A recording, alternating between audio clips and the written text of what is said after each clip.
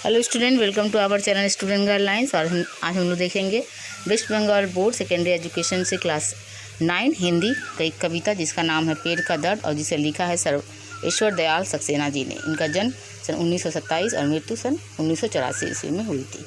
ये जो कविता है पेड़ का दर्द, इसमें पेड़ का मानवीकरण करते हुए दर्शाया गया है कि किस तरह से जब एक पेड़ जंगल से कट कर कहीं और चला जाता है, उसे ले जाया जाता है, तो उसका दर्द कैसे छलक उठता है। ठीक उसी प्रकार जैसे मानव अपनी जन्मभूमि से कट कर आधुनिकता के नाम पर या फिर ज़रूरतों के नाम पर जब वह जन्मभूमि से हट कर कहीं और चला जाता है तो उसके दिल में अपनी जन्मभूमि की याद सताती है।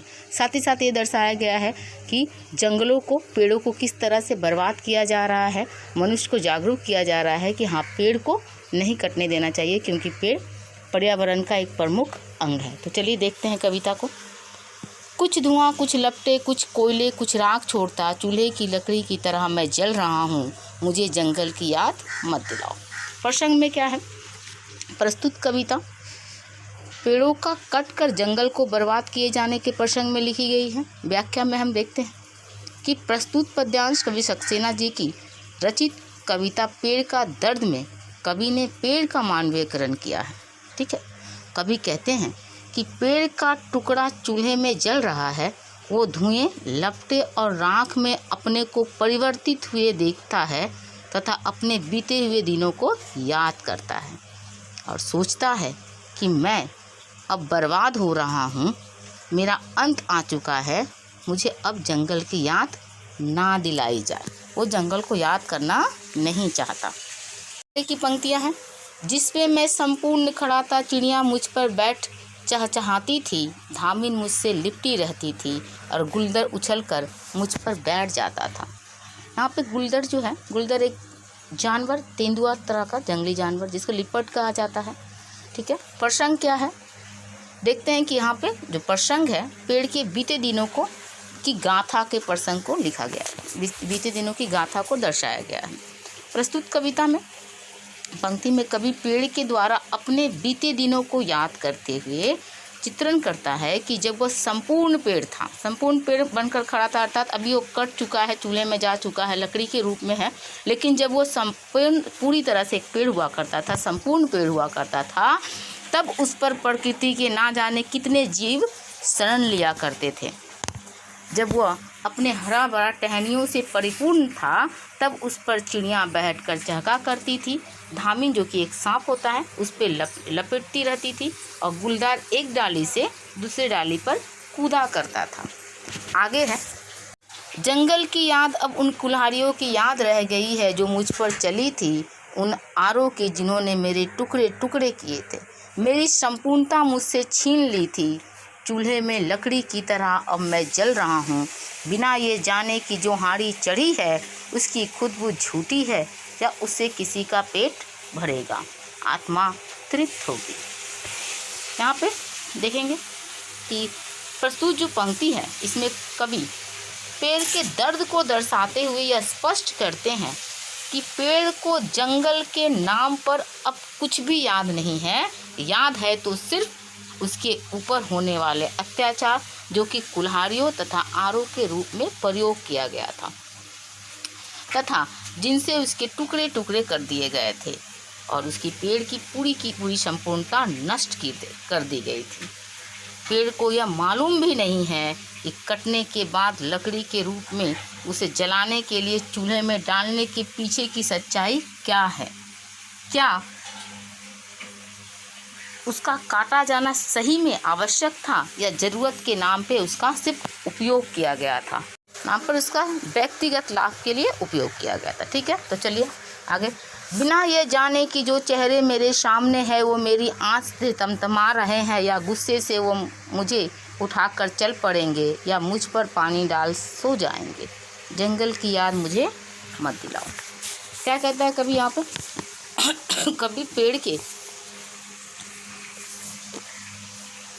असमंजस को दर्शाते हुए कहते हैं कि मुझे नहीं पता कि मुझे जलाने वाले मेरे साथ क्या करेंगे, अर्थात उसे पता नहीं है कि लकड़ी जलाने वाले की मानसिकता क्या है, वो उसे जलता छोड़ देंगे या उसकी तपन से गुस्सा होकर उस पर पानी डाल देंगे, अर्थात पूरी तरह से उसको नष्ट कर दिया जाएगा। अब अंत समय आ चुका है।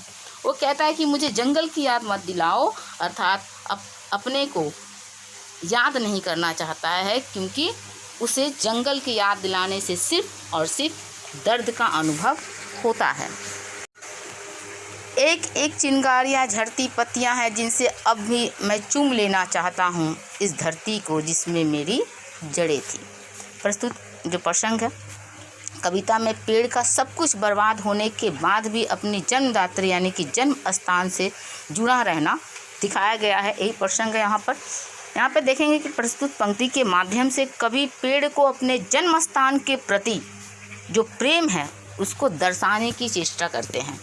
पेड़ कहता है कि अपने झड़ते हुए पत्तों से या लकड़ी के रूप में जल रहे चिंगारी से भी अपने जन्म स्थान अर्थात धरती को चूमना चाहते हैं, जिसमें उसने जन्म लिया था, जिसमें वो फला फूला था और जिसकी जड़ें उसकी अंदर तक फैली हुई थी।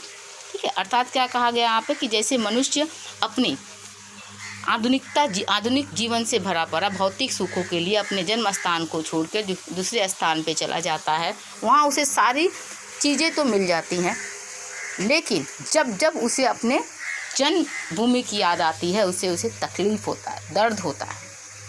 कोई ये आवश्यक नहीं है कि मनुष्य जिस भूमि को छोड़ कर आया है और जिस जगह पे है उसे सब कुछ मिल गया हो, फिर भी उसका जो दर्द है वो छलकता है अपने जन्मभूमि के प्रति।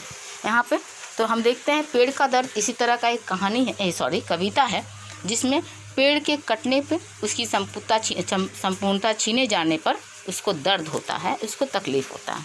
तो इस प्रकार हम देखते हैं कि कवि ने पेड़ के माध्यम से मनुष्य की आधुनिकता भरी जीवन तथा प्रकृति के विरोध किए जाने वाले कार्यों अत्याचारों को दर्शाया है, जो कि आने वाली मानवता के लिए खतरनाक है। ये थी पेड़ का दर्द। इस पे कुछ प्रश्न हम आगे देखेंगे। तो इस पे कुछ प्रश्न दिए गए हैं जिसको आप लोग प्रैक्टिस करेंगे। पेड़ को दर्द क्यों है? जंगल में पेड़ के दिन किस प्रकार हुआ करते थे, वर्णन करें। पेड़ जंगल को क्यों याद नहीं करना चाहता? इस कविता में निहित संदेश तथा उद्देश्य को स्पष्ट कीजिए। आगे, पठित कविता के आधार पर प्रकृति के साथ हो रहे अन्याय पर टिप्पणी कीजिए। आगे, पाठ के आधार पर मानव जीवन की आधुनिकता के नाम पर चल रहे जीवन संघर्ष का वर्णन कीजिए तथा क्या पेड़ का काटा जाना सही है, स्पष्ट कीजिए। और आखिरी प्रश्न, पेड़ का दर्द कविता का सारांश अपने शब्दों में लिखिए। तो ये था कविता पेड़ का दर्द। वीडियो को देखने के लिए थैंक यू।